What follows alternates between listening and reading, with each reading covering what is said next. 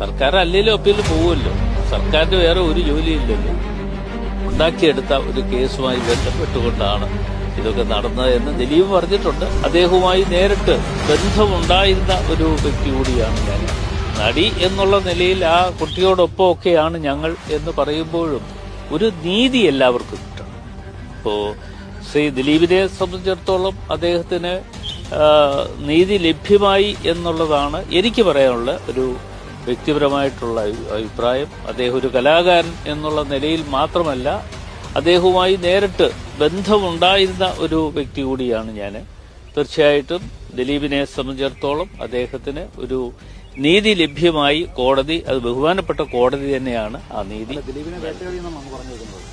ഞാൻ അങ്ങനല്ലല്ലോ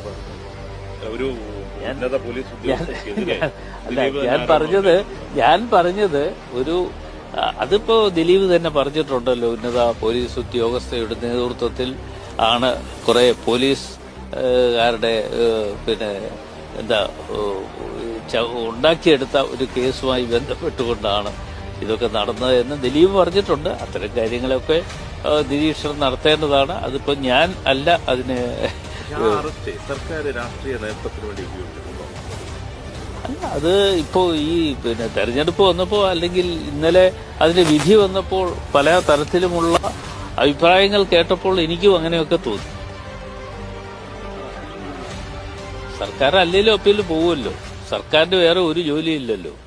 ഏത് കിട്ടിയാലും ഏതൊക്കെ തരത്തിലും ആരെ ഉപദ്രവിക്കാൻ കഴിയും എന്ന് നോക്കിക്കാണുന്ന ഒരു സർക്കാരാണ് ഇവിടെ ഉള്ളത്. അപ്പൊ ആ സർക്കാരിനെ സംബന്ധിച്ചിടത്തോളം എന്ത് കേസുകളും കെട്ടിച്ചമച്ചുണ്ടാക്കാൻ തയ്യാറായി നിൽക്കുന്ന ഗവൺമെന്റാണ് ഇവിടെ.